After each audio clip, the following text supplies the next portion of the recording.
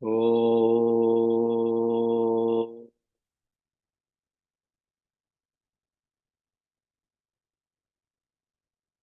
Oh.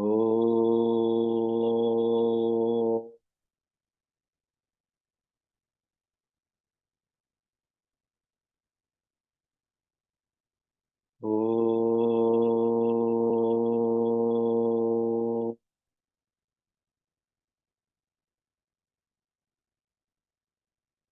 Om.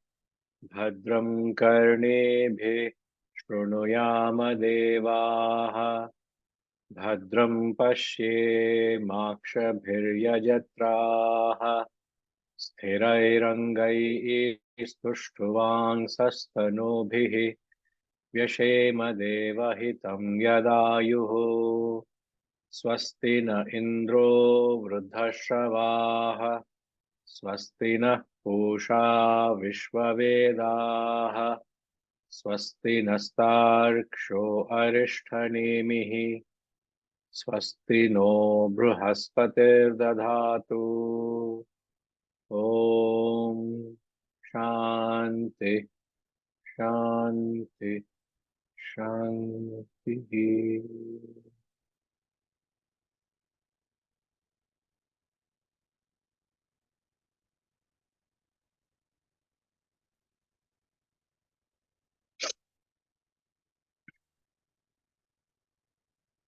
स वेदैतत्परमं ब्रह्म धाम यत्र विश्वं निहितं भाति शुभ्रम् उपासते पुरुषं ये ह्यकामा ते शुक्रमे तदति वर्तन्ति धीराः कामान्यः कामयते मन्यमानः स कामभिर्जायते तत्र तत्र पर्याप्तकामस्य कृतात्मनस्तु इहैव सर्वे प्रविलीयन्ति कामाः नायमात्मा प्रवचनेन लभ्यो न मेधया न बहुना श्रुतेन ये मयि वैष वृणुते तेन लभ्य तस्यैष आत्मा विवृणुते तनु गोस्वाम् नायमात्मा बलहीनेन लभ्यो न च प्रमादात् तपसो वा आप्यलिङ्गान् एतैरुपायैरचते यस्तु विद्वान् तस्यैष आत्मा विशते ब्रह्मधाम सम्प्राप्यैनमृषयो ज्ञानतृप्ताः कृतात्मनो वीतरागा अप्रशान्ताः ते सर्वगं सर्वतः प्राप्य धीरा युक्तात्मानः सर्वमेवाविशन्ति वेदान्तविज्ञानसुनिश्चितार्था संन्यासयोगाद्यतयः शुद्धसत्त्वाः ते ब्रह्मलोकेषु परान्तकाले परामृतात् परिमुच्यन्ति सर्वे गताः कलाः पञ्चदश प्रतिष्ठा देवाश्च सर्वे प्रतिदेवतासु कर्माणि विज्ञानमयश्च आत्मा परे व्यये सर्व एकीभवन्ति यथा नद्यः स्यन्धमाना समुद्रे स्तं गच्छन्ति नामरूपे विहाय तथा विद्वान् नामरूपाद्विमुक्तः परात् परं पुरुषमुपैति दिव्यम् स यो ह वै तत्परमं ब्रह्म वेद ब्रह्मैव भवति नास्याद् ब्रह्मवित्कुले भवति तरति शोकं तरति पाप्मानं गुह्याग्रन्थिभ्यो विमुक्ता मृतो भवति।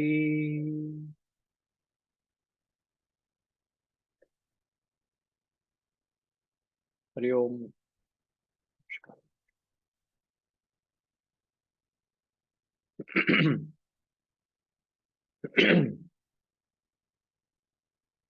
The last two satsangs we have been talking about the concept of the theory of reincarnation in the from the second mantra. I believe there's a question from Ashama. Gayatrima, please, can you share that? Right. the question is, in a if our lifespan is measured by the prarabdha vasanas, what happens to those who become victims of sudden death due to a natural calamity like an earthquake, etc.? Is it that the prarabdha vasana of all those victims together has exhausted? See, uh, firstly, answering your question, the answer is yes. Death only happens due to the exhaustion of one's prarabdha vasanas. Firstly, that itself is very difficult to fathom because at the microcosmic level, at the individual level, when the prarabdha vasanas die, there is death. Death only symbolizes change of environment. So you must understand vasana is the cause. The effect is the environment. So the fructification of vasana is environment. So when the vasana, see, we have to look at it from slowly evolve it from, let me put it so that you are able to understand this very intricate concept.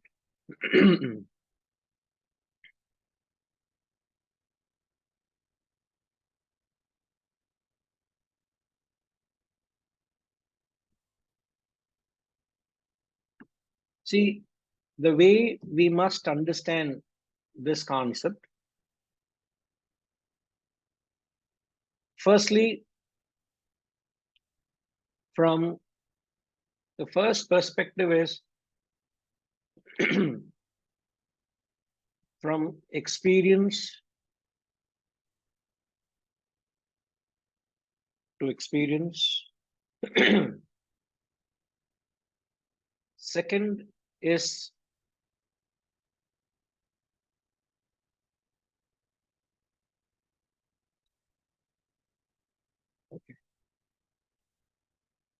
depth of birth 1 to birth of B2. Now, these two, 1 and 2, are from the microcosmic level. And then the third is death and birth at the macrocosmic level. Pardon me. Now, what is the principle that governs all these three concepts? The principle is vasana is the cause, the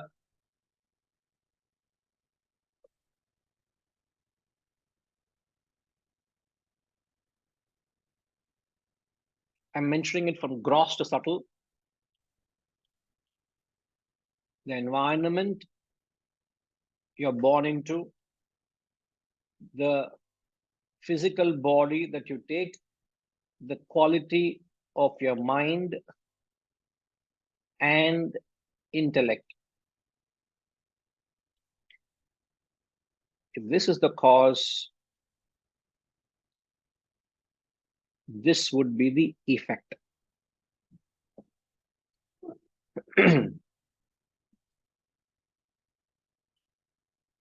I will explain myself. Now, the first point we said is when you are, as I said, it's a vasana that takes you to a particular environment, a particular experience. Now, when that experience, so you go to a particular environment to exhaust that particular vasana, right? there is a particular vasana to satisfy. Like, as you know, most of you may not be aware, yesterday late in the evening, in fact, late night, uh, me and Apara Garu had gone for a short trip to Rishikesh. So we just arrived yesterday late night. Now, what took us to Rishikesh? A completely different world for where we are. But that world, that experience, that environment was born because we all had a vasana to go there, a desire to go there, a clear-cut desire with a clear-cut objective to go to Rishikesh. It was a short planned program for a certain purpose.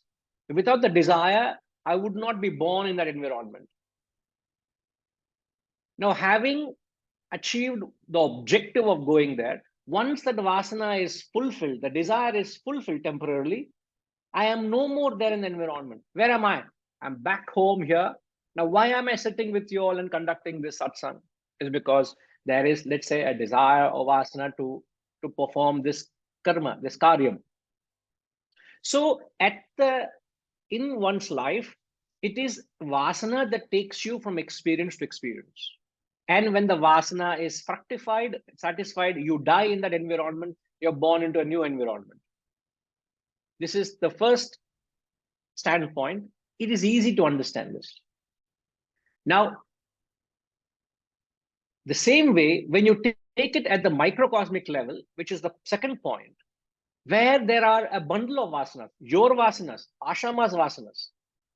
So when this bundle of vasanas with which you're born, which you have rightly termed them as prarabdha vasanas, so when that bundle of prarabdha vasanas are exhausted, one dies. That is perhaps difficult to understand. So a person dies when the prarabdha vasanas are exhausted. There is no other reason. And the principle, you must understand the principle which governs this concept that vasanas control everything. The principle is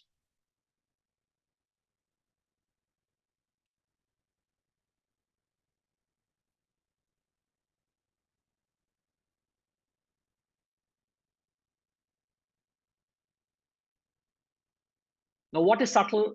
The subtle is the vasanas, the gross is the physical body. Death is to the body, mind, and intellect.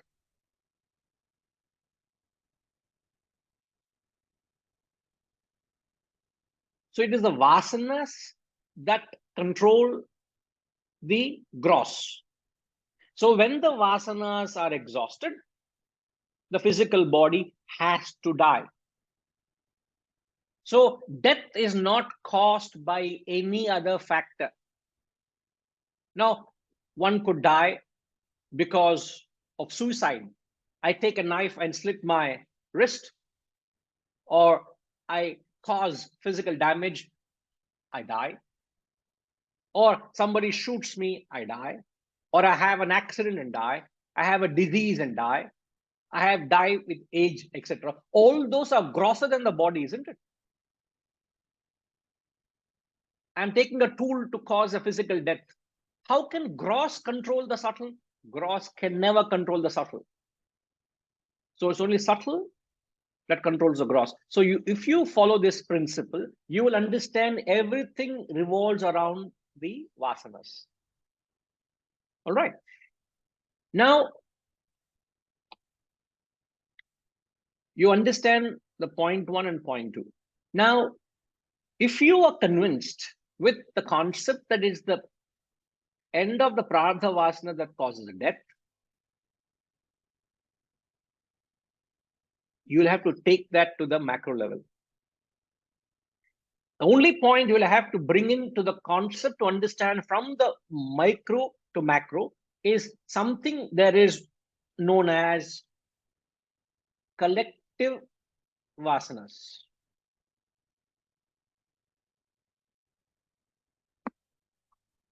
And this point of collective vasanas is the actual answer to your question. Because when there is an effect of a war or a natural calamity of an earthquake or a tsunami or a disaster of an aircraft which crashes, everybody is wiped off. Or there are instances, even in a flight crash, one fellow walks out unscathed, not a scratch. Everybody else are completely, sadly they die. But how is it one fellow walks out from the aircraft without a scratch? What's an answer to that question? It's difficult to fathom. His prarabdha vasanas have not ended. But why is it that when we are boarding the flight, like when we boarded the flight yesterday evening, there were 200 odd people in the flight, don't know anybody. Each one has come from different worlds, are going with a different purpose to different worlds, but we are all in that same flight with one common objective, that we wanted to reach Hyderabad. What is that known as? That is known as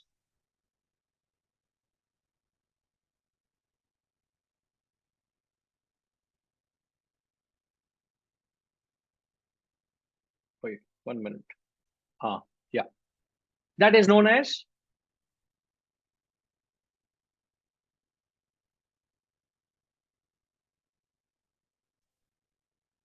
Ashama, boliye. That is known as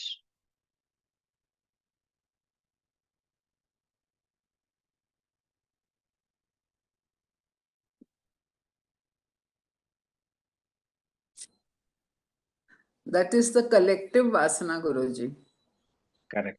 It is the collective vasana. So when we all have landed in Hyderabad, what happened to the collective vasana? You disperse, isn't it? We all have dispersed. Yeah. So Continue what on happened to life journey. we all have moved on, but what happened to the collective vasana? That collective vasana we all wanted to experience is fructified. Yeah. So we all were born onto the flight. Okay. We all spent a few hours together, and then we all were dead and all gone to different worlds. Okay, so that vasana is fructified. Okay. Why did we all come together? All of us entertained a common vasana that we want to go to Hyderabad. Like, for example, when we had gone to Rishikesh, hundreds and thousands of people, all of them wanted to come to Rishikesh. Common point. But having come there, each of them had their own agenda. One fellow is doing Bhangra, other fellow is doing Dandiya, other fellow is having a dip in the Ganges, one fellow is doing bungee jumping. Some people are in the ashram watching World Cup semi-final. We were taken by a bad surprise. We have actually, for the benefit of those of you who don't know why we went with the objective of surveying various locations, ashrams and things to conduct a wisdom retreat. And we found a beautiful spiritual sanctuary where we would be having a wisdom retreat. So please await for the dates next year, where we will be announcing the date soon. But when we go there, 500 people are sitting in an ashram hall and watching World Cup semi-final. Now, what is their purpose? Having reached, each one is satisfying their own vasana. And people in the ashram where we stayed were saying, oh, the sanctity of this place is going. Some people come and do all sorts of nonsense. Some people do this, some people do that. Now, each one is trying to satisfy their own prarabdha vasanas, satisfy them. The prarabdha vasana are not secondary. So what I'm trying to say is, we are all born in a particular environment. Why? There's a collective vasana. Now, in an ashram where we were, everybody is thinking alike. So there's a collective vasana. We all must do spiritual sadhana. There's a group from Surat which came. We came here for enjoyment. Let's all of us together enjoy. What? Watch a cricket match. Collective vasana. So when that collective vasana, I'm talking of one collective vasana of reaching Hyderabad, going Rishikesh, watching a match in Rishikesh ashram, all this, it's not possible to change an environment for everybody because of one vasana. Now, everybody has to think alike to create that environment for everybody. But each one is instrumental for that environment, for that person. Like we all have a collective vasana that every Saturday morning at 6:30, we invoke the Mundaka Upanishad. It's a collective vasana. So people from all over the world will log in at this time so that we have this satsang. It's not possible that I alone entertain the thought and the class happens. I'm talking to myself then. Yeah. The fact that all of us entertain a collective vasana, this experience. Now, moment all of us have had a satisfactory satsang, we say, Hari Om, class is finished. See you next week. Before you realize, Gayatri Ma quickly ends the class. What is happening? Where are we? What is happening? Maybe one bhajan can be played and we all wait for a few minutes. Maybe please consider Gayatri Ma. Before the class, I say Hari Om. Sometimes in between Om only the class is ends. I also surprised what is going on. So Gayatri Ma, we will plead you. Maybe a small instrumental song podungo. So people can just linger after the prayer in the class for a couple of minutes. Sariya, a kind request. I suppose it's the same with everybody. Yes. Yes. See, everybody is saying that. So it has been there for a long time. Now it's come out. So forgive me, Gayatri. Guruji, what about the earthquake? No, 1 minute. I'm coming. Slowly building. Why are you rocking the stage? I'm just trying to get there slowly. Now, you followed. Now, can you make the board co-hoster? So we said from the first point, experience to experience. Second point we said is in the birth and death, because end of prarabdha vasanas. Then we said there's a depth. There's a depth that happens at the micro level, and the same principle governs the macro level. How is it possible that everybody's prarabdha vasanas ends at the same time? It is possible. Like all of us got into the flight at the same time. All of us got out of the flight at the same time. Is it not possible? All of us log into the class at the same time. All of us log out of the class at the same time. Is it not possible? It happens, isn't it? But yes, it is not. You must understand, it is not the gross that controls the subtle. What controls the depth of the body is the vasanas. If you are able to agree that all the prarabdha vasanas have ensured that the flight took off from Rishikesh at that particular hour, landed at this particular hour, birth and death of collective vasanas. You understand the concept? Yes, that I understand. In the same way,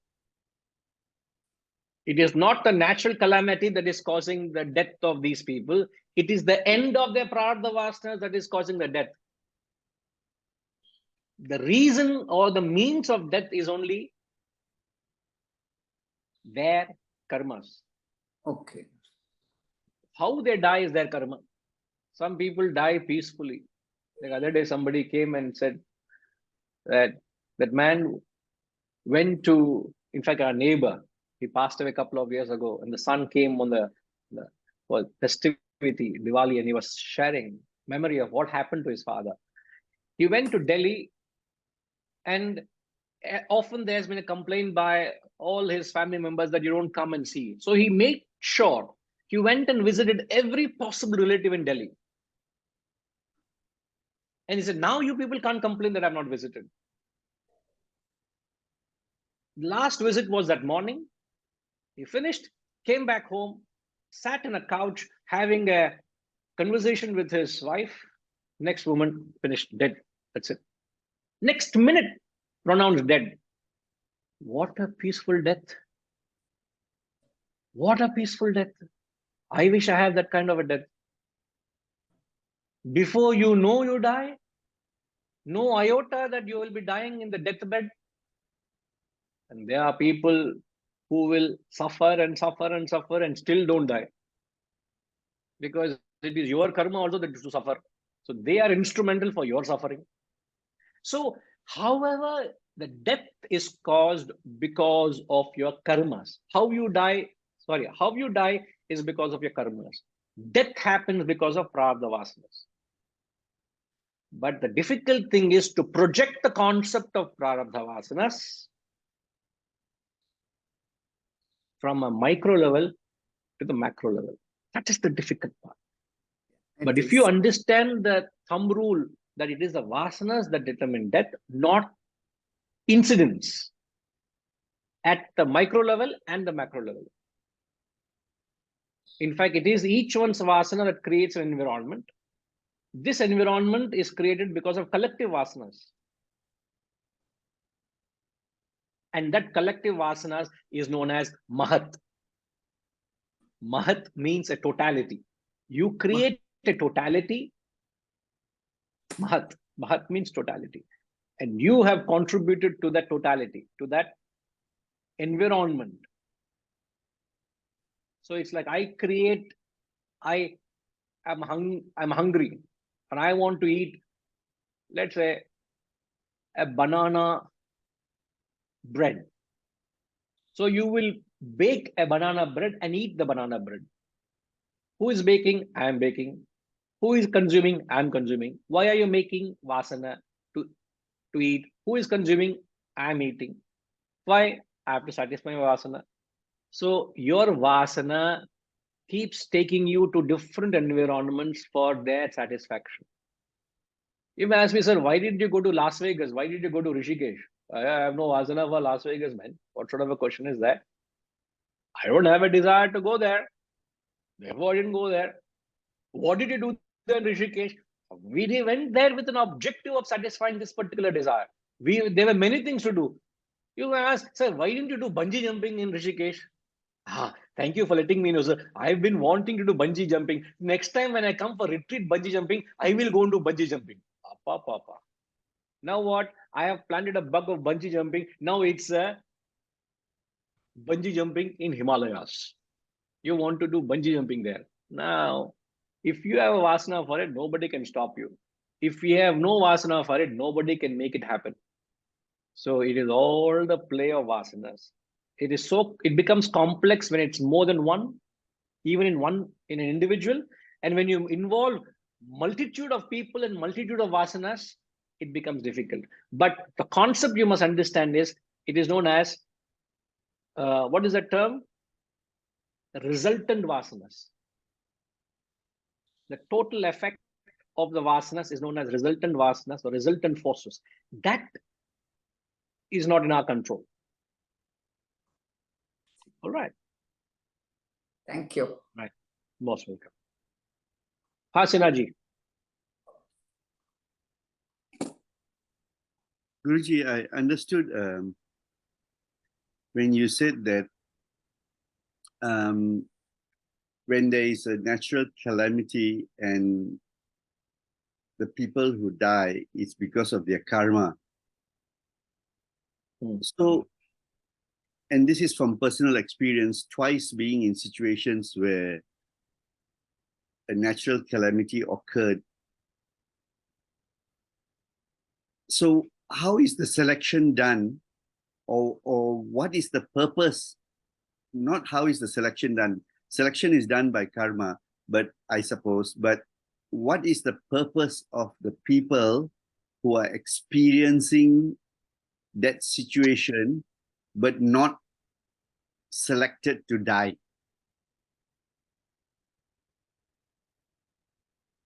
So the death, I don't know whether everybody understands the question. Even I don't understand, but I'll answer.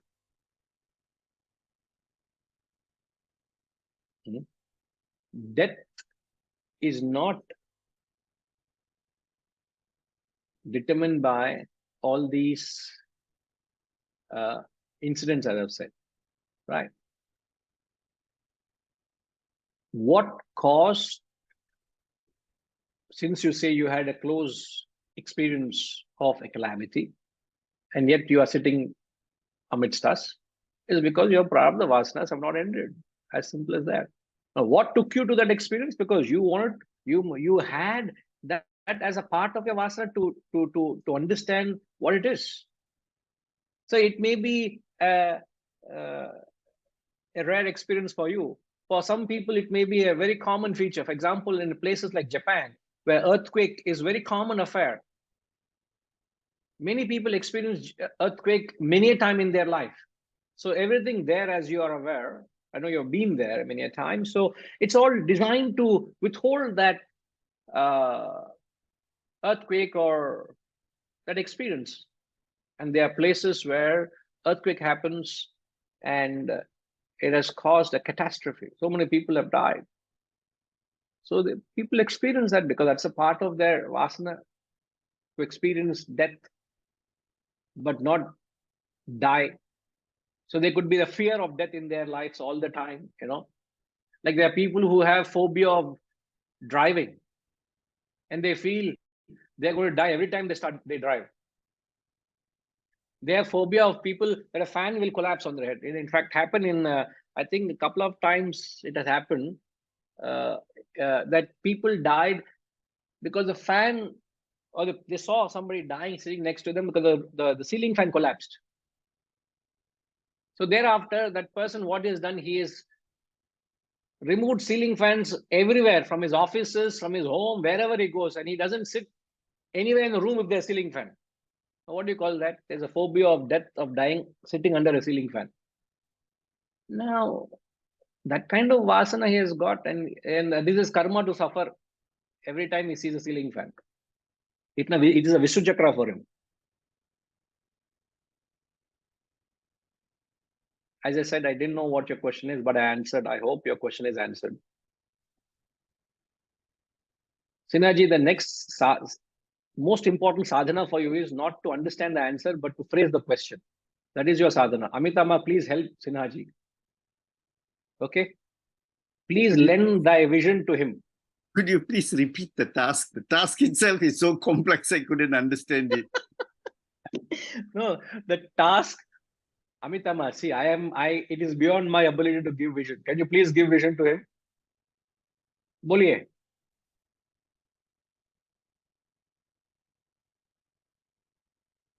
I appeal to you to do it, sir. I want to retain my sanity. For God's sake, my sanity has to prevail, no? Yeah. So the task is, don't explain your question. I've told you. Phrase your question. If even during the class, if something crops up, just try to make it in 1 or 2 liner. That helps you to be very clear. You may be clear, but it helps everybody to align or tune to what you are saying. That's all. Okay. But has it answered your question? All right. Okay. Now, before I get to people who have raised hand, now I'll take Somayama's question she sent directly, but before that, Ushama asking, what about an infant dying at birth? Now, it's the same principle, Ushama. A person is born, you're not born after 9 months, you're actually born in the womb, because they say you actually can experience even in the womb. There are stories and parables how you register, you react and respond to the external stimuli from the world, from the womb, you know. So one may exhaust certain vasanas in the womb itself. So when you're born, you just are born with those very short bundle of prarabdha vasanas, and they exhausted, you die.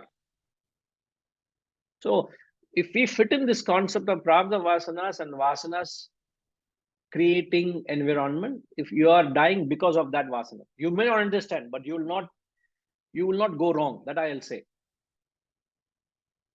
Okay.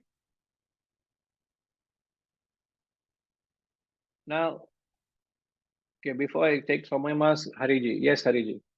Because her question is slightly different.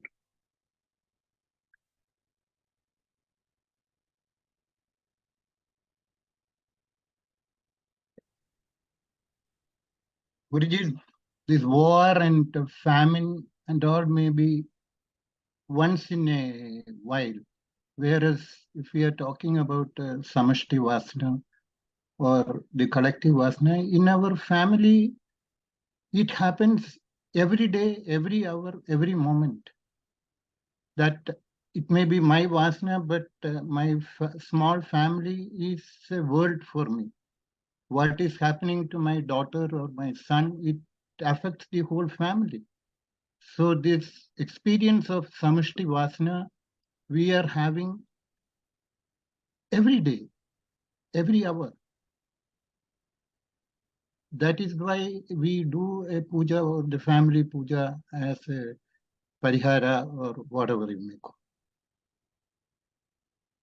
But the main difficulty is when you take it to the macro level. You're right. The principle works even at the micro level. Yeah, it you know, is you're not all micro. together. Huh?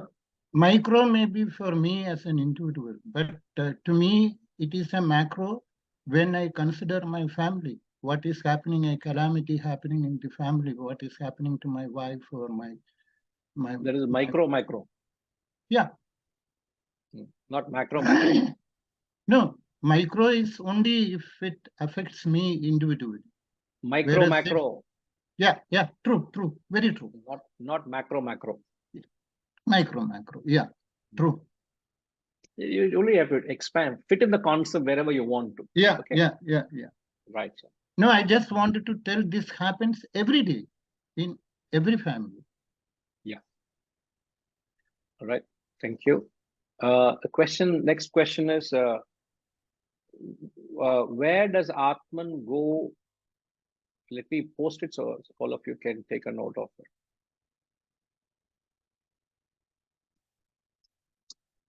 So there's the question, Guruji, where does Atman go when the person dies? We have learned previously, Atman is everywhere. I understand death means only physical body perishes. What about the soul? Obviously, your understanding is right. Atman, there's no death to the Atman. So the Atman or soul, one and the same, it doesn't die. Says there's no birth or death. So Atman doesn't die when your physical body perishes. When I die, the Atman in me doesn't perish. The Atman in you, the Atman in me is the same. So it is everywhere. When you say it's everywhere, means it has to be the same. All pervasive means the same thing. So there is no death of birth to the Atman. So it's not going anywhere at death, nor is it coming from anywhere at birth. There's no question of going and coming to Atman. It is there. And the important thing is you and I don't know about it enough to experience it. So therefore, we have to take it objectively and say this is what it is. What is said, rightly said that it is what is said. So you have to accept it. Okay. Now, talking of this concept of the theory of reincarnation, in the 6th chapter of the Gita, there is a direct reference. In fact, perhaps the only place in the Shastras where it's explained so beautifully. So I would draw you to the 6th chapter, verses 41 and 42. Now we will chant these verses and then I'll give you the meaning of it. Let's chant together. So after 41, we'll chant 42 as well. Prapya punya kritam lokan ushitva shashvati samaha shuchinam shrimatam gehe yoga bhrashto bhijayate.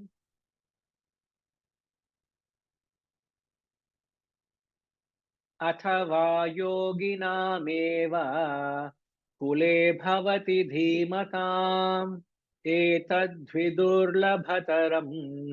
लोके जन्म यदीदृशम्. Take a particular note of these two verses. Now, what is the 41st verse is? Having attained to the worlds of the righteous, prapya punya krutam lokan. Lokan, the worlds. Prapya punya. Prapya means attained. Punya krutam, the righteous worlds. And having dwelt there, shashvati samaha. Having dwelt there for eternal, everlasting years, he who has fallen from yoga is born in the home of the pure and the wealthy. Now, no, hold on. Just hold on to 41, please. Now, what this verse is saying, Arjuna is asking a question. In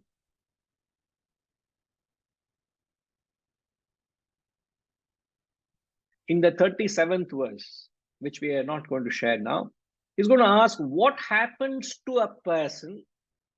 What end does he meet? A person who is striving to attain moksha, but he dies midway.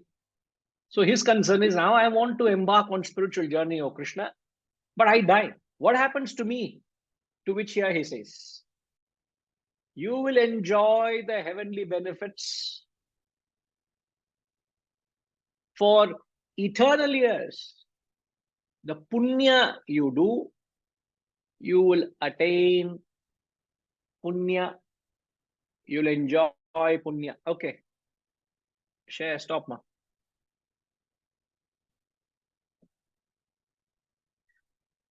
Now, to understand this 41 and 42, the concept, you must understand the concept of the three types of actions. What are the three types of actions? One is when you perform selfish actions. Second is unselfish. Third are selfless. Three types of actions. Now, when you perform selfish actions, what is selfish actions? Performed for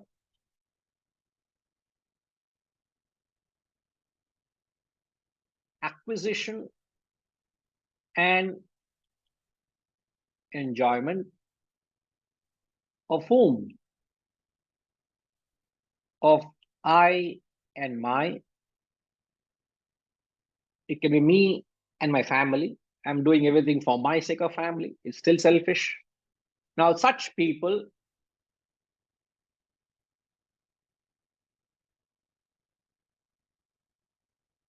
what will they go through? There is no peace, nor is there prosperity.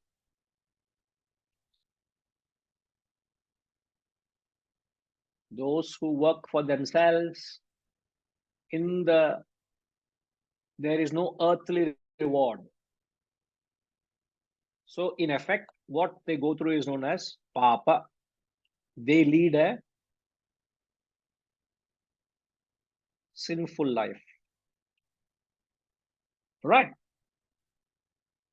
Now, when you perform unselfish, is for a higher goal. When you do things for a higher goal, what do you get?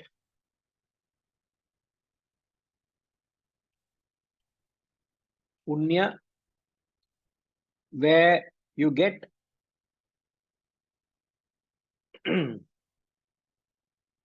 I'm referring to the verse where he says, Shuchinam, you will be attain the worlds, means you'll be born into an environment where you will be pure, which is referring to your happiness. And then he says, Srimatam, which is wealthy, which is your material. So if you do unselfish work, which means higher goal only means sacrifice. There is no other replacement word for working for a higher cause. I am sacrificing myself, not just for myself and my family. Oh, not me and my family. No, I'm looking in the interest of everybody, a larger good. Loka sangraha, I'm working. Then you get punya. Now, when one performs selfless work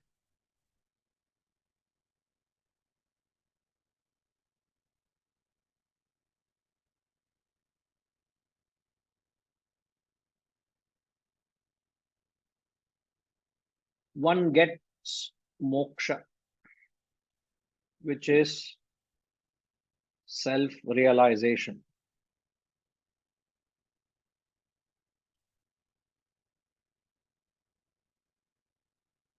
Now, what you must understand,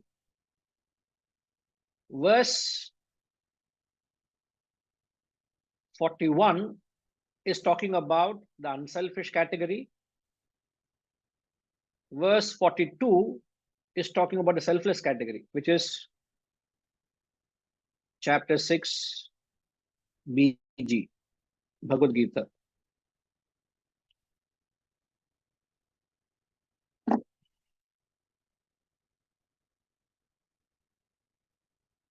And he says in the 42nd verse, he says, Durlabhataram. It's not easy. It's not easy to get that kind of a birth where you're born into that kind of environment. I hope you have taken it. Take a note.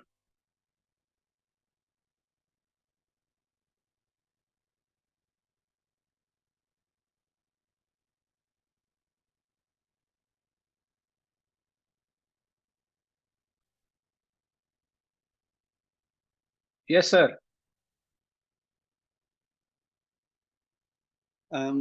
What do you mean by it's not easy? What or how are the qualifying factors set? Thank you. Wow. Suddenly, so much transformation. I can't digest this.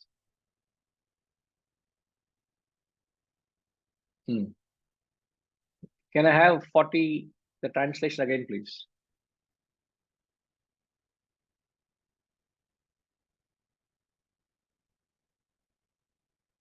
See, verse 41 talks of the unselfish class of people who attain the worlds of righteous, means they are born into a righteous world. We're talking of you're born. When I die, if I'm a predominantly, if I perform 70% of my actions are not for myself and my family, it's not, there's no personal interest. All I'm doing is for the larger good. Every act, every thought, every effort is for the larger benefit. How can I, this knowledge, how can it help others? Whatever I do, can I be of service to others? Every thought is with injected with a spirit of sacrifice. So 70% of your actions are unselfish, right? And I die. Let's say this end of today, my prarabdha vasana ends. What will happen? I will die. Where am I born? This mantra. You will be born into the world of righteous. Next Janma, he says, I guarantee you, you will be born into a righteous world where you live that for as long as you have to eternal years. How long is eternal? Determined by the punya you have acquired. Because when you perform an unselfish action, you create more unselfish desires. Also, you create punya for your unselfish work that you have done. So to exhaust the punya, you will be born into a righteous world. You live there for X number of years to burn your punya. And what kind of environment you will be born into? You will be born into a home where very sattvic people, pure. They are not that you are unselfish, everybody around you are crooks. No. You will be born into the purest of families, noblest of families, very, very divine people. And you'll also have all your material needs, nothing to worry of. Very rare indeed is this. 42. Rarest of all is or athava, he's talking of another class of category of people, or he is born into the family of the wise yogis only. Verily, a birth like this is very difficult to obtain in this birth. Now, why is it difficult? Here we are talking of people who are performing 90% selfless.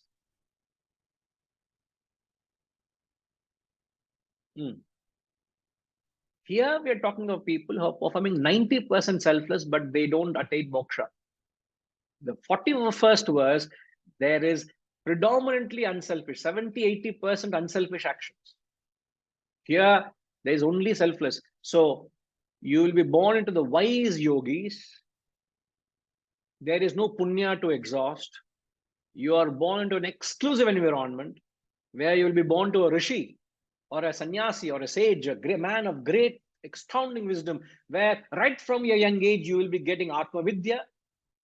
And in that very short span of your life, you would be elevated to moksha. And that birth is indeed very rare, very, very rare, very difficult, because to find a person who performs that kind of actions, that kind of selfless actions is rare. Sir, in fact, to find a person who performs majority of unselfish actions is rare. So it is for you or each one of us to find out what is the proportion of actions in you which are selfish, unselfish, selfless. You got to take it at a micro level and magnify to a macro level to understand what is your constitution. You're with me, sir? Answer your question. Rarity because of the selflessness, purity and born into a wealthy family is because of unselfishness. Now, what is the equation for selfishness? There is neither one part of the world you find they are peaceful, not productive. Some people have the wealth, not peaceful, or have no productivity, no peace. That is the world, all selfish category. Selfish fellows will have wealth, but no peace. They may have peace, but no wealth, or they have no wealth and no peace. They're all relative terms, thanks to your selfishness. Oh, I want to expand my business. I want to enjoy. My family must enjoy. I must go for this. I must enjoy this. I must do that. So all the time you're running like a horse.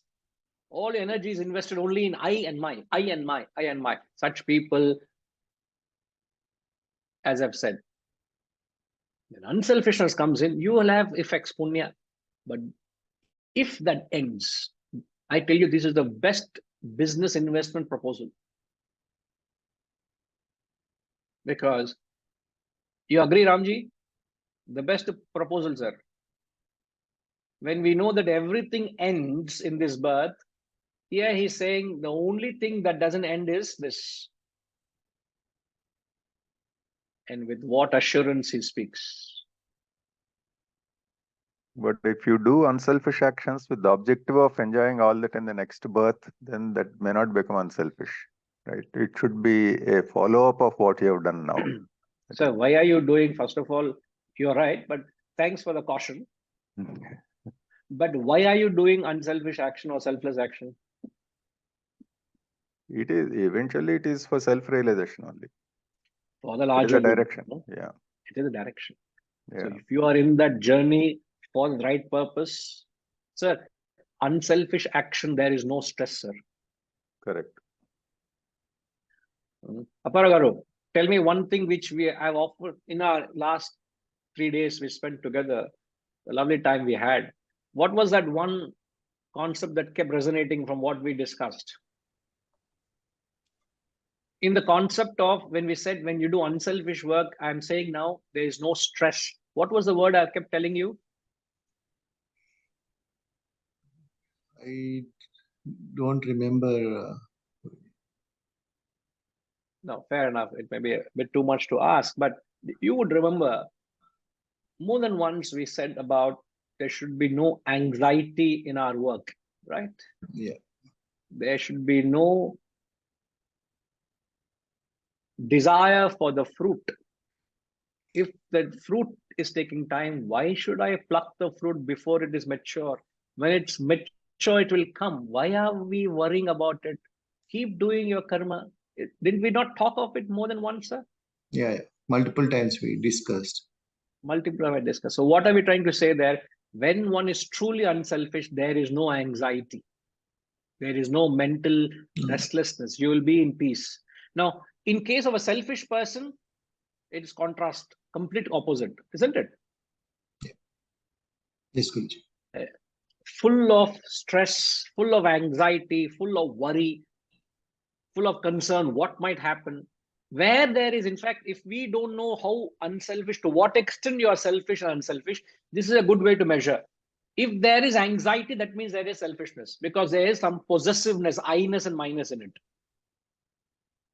Oh, is my house safe? I'm away for so long. Hope the security cameras are working. Hope the security fellow is doing. Hope there is no this and that. That means you're attached to your home. Correct, Karande? Yeah, Guruji. Actually, it culminates into flurry and fleet of thoughts whenever we desire something. That is That creates anxiety. uncontrolled flurry and A fleet of thoughts. flurry, fleet and fury. Yeah, fury also. Not double F, triple F.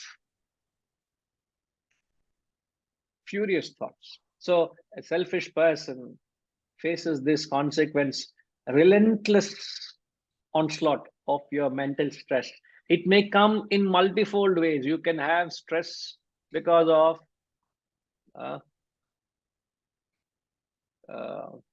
anything. You know, the celebrities have stress of constantly being caught by the public. They don't have any private life.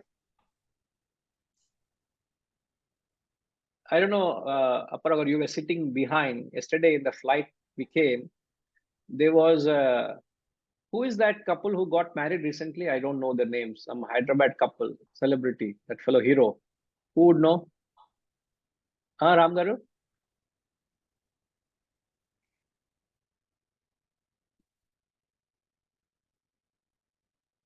I think his name is Varun Teja and the girl is Lavanya.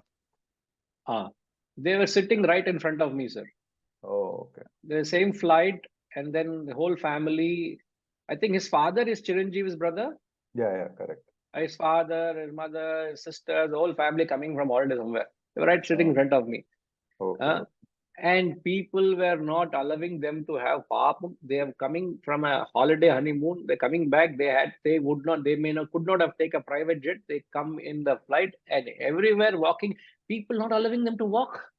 People not allowing them to talk to each other. People not allowing this because he's a star, he's a celebrity. They are. So it is a nuisance, I tell you. You just put yourself in their shoe. They can't go for a normal walk. Normalcy of their life is gone. All the time, they're stuck in cubicles. So even in the airport, when they come out, they are rushed into the VIP room where they're caught up in the lounge. They can't, no way. So popularity is a curse for them. Paparazzi is a curse for them. How Diana died because she was running away from the paparazzi. So that hell or stress, money can give you stress. Popularity can give you stress. You can get the stress through mother-in-law or daughter-in-law or father-in-law or your neighbor or your own child. That means is your own selfish attachments, nothing to do with them. It's your karma you're being exhausting. You're right, Shivaji. These celebrities have sought it, but they don't know how to handle it. It's like you earn.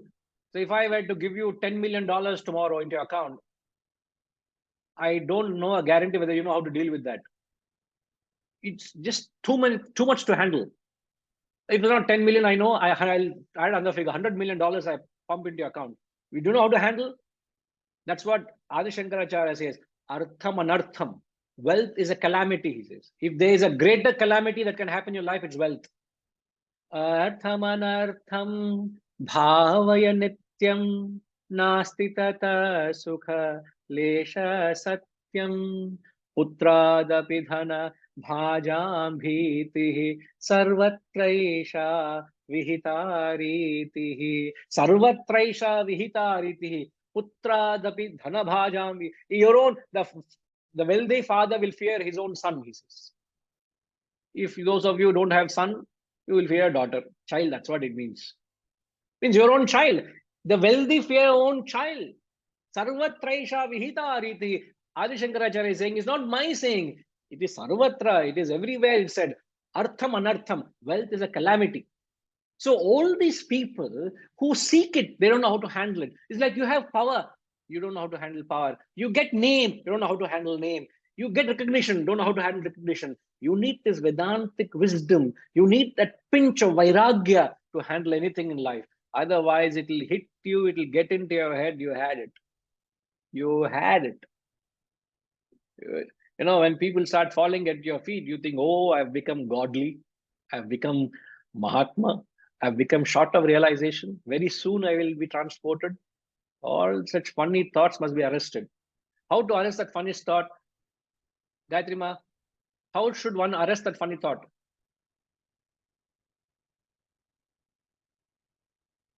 To have gratitude, bhakti, devotion. People are falling at your feet. How do you arrest the funny thought of it getting into your head? Nothing is mine, everything is thine. Sorry. I think it's a very difficult question to answer. Shall I answer it myself? Not that you're wrong. Take a scrubber with some cleaning solution, go into the bathroom and scrub the bathroom. Clean the floor, take a mop, do karma to put your ego to check and say, calm down. Don't float high. You must have the humility, like we said, to do even the most grossest of karma, that you are not any big. Keep checking that, keep doing that. So karma is thy savior. If one feels that, oh, I am supreme, do karma. As I say, bow down. You must be able to bow. You must be able to crush that ego. So you must be very careful. Like Shivaji, I'm commenting here to a point. They sought it, but they don't know how to deal with it. So when it goes away, like couple of movies is a flop, nobody wants them. No media fellow comes and sees them. Nobody recognizes them in the public sphere. That causes so much trauma. They go through depression, unimaginable depression, because all the time in limelight and nobody wants them. Finished. And one flop, they're finished. Even sportsmen, 2-3 times you don't perform, they're thinking of dropping you from the team. Finished. So they are playing. Now, as a player, are you playing for your position in the team, or are you playing for the team? It's a world of difference. If a player is playing for his position in the team, what category is he, Harish? I'm asking you with the conviction that you have been following the line of thought. It should be very easy to answer. Yeah, he's he's on a selfish note, Guruji. Who is on selfish note? Sorry. The player who is playing for the position in the team, for his status. So he tries to perform, only he has that pressure on him to perform so that he doesn't get dropped. Even, you know, in a playing team, for example, we're talking of cricket and the World Cup, there are 15 players in a team and only 11 can play. And there are players who have been warming the bench. They call the, you know, they're on the bench, the backup. There's also insecurity in them also. I'm in the team and not playing in the team. Insecurity. But one who plays for the team, thinks in the interest of the team, is unselfish. Not easy. You may have a talent, but how unselfish and selfish you are is your spiritual character. So in any field of activity, you can practice Vedanta. Outstanding. I tell you, you can see the relevance of it. Isn't it? Are you with me, Harish? Yes, Guruji. All clear? All clear, Guruji. Great, great. Thank you. Guruji, when you finish, I have a question on the. I knew that. question. I knew that's why I'm asking all clear. I have a question on the please. vasanas of Please, the please. Yeah, yes, Um, please. Yes, please. Guruji, you said everybody is governed by their vasanas and they have to exhaust it. Now, for example, Guruji, we are in an environment with people in our lives. Just a very hypothetical example. Let's say a family member is a gambler, and let's say the family member goes to Macau or Las Vegas every 2 weeks to gamble, and they lose $100,000 every fortnight and come back, and their coffers are bleeding dry with their finances, and they are part of the company or the family, and knowing it's their vasanas, how do we get involved to curb this kind of situation where it's affecting other people, let's say at work or at home, where a member is causing destruction to the totality of the greater good because of that individual's vasanas? In this case, for example, losing a lot of money during gambling very often. This is just a hypothetical to understand how do we I get. deal with it. Yeah. That's Harish. Though we say in the context we said it is vasanas, we also have got the purushartha, the self-effort, which functions through the intellect to take the right decisions, to checkmate those vasanas. It may be in somebody else in the family. It could be in me. It could be in you. You're just taking an example. There could be any vice. It could be any quality that could be destroying a company or the peace at home or any togetherness in any situation. Yes. You just can't surrender and say and blindly accept this vasana. I'll have to go through it. No. A strict no. I would strongly recommend Harish to just, I don't know whether you followed, but the previous 2 classes, which we were on the second mantra of this Mundaka Upanishad, and we did speak about a lot about self-effort and how to influence the vasana. So it is not all vasanas. You can't say, oh, it's my prarabdha vasana, I have to go through it. Not at all. You will have to checkmate the vasana with your knowledge, with your intellect. You will have to checkmate it. And it is not acceptable. Like even if your bathroom pipe is leaking, you will not allow it to seep through and destroy everything around you. No. A ship would sink if it has one avenue of water coming in. Would you not seal it? Yes. It could be a minor hole, but that the whole ocean can enter into the ship because of that one hole, isn't it? Yes. When you go for a long vacation, would you leave one back door of your house open and lock everything and go? No.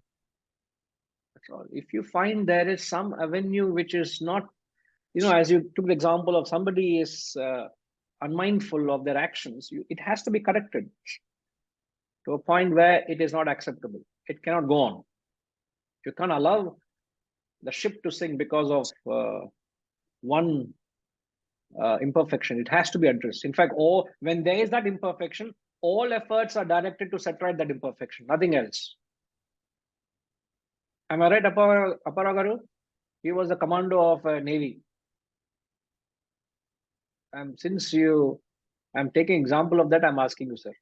Guruji, I am not a commander. I was lieutenant commander in Navy. Commander is a person who actually goes into action and to the enemy side. Sir, for us, you are a commander, sir. How the lieutenant commander, both are one and the same. Oh, Only commander, lieutenant. fine, sir. Commander, fine, sir. I accept. I thought it is commando. So yeah, you are absolutely right, sir. The thing is, we have to fix the issue when the ship is sinking or something like that. You have to actually work on it. You can't, just get away from the ship just like rats. So that is the thing. Right. Hold on, sir. I think you wanted to ask something, but let me clarify, Harish. Are you okay, sir? Harish? Yes, Guruji. Yes, Guruji. Yes, Guruji. Right. Thank you. Yes, Aparagaru. Guruji, it's not something I wanted to ask. I just wanted to add for what you have been actually talking about.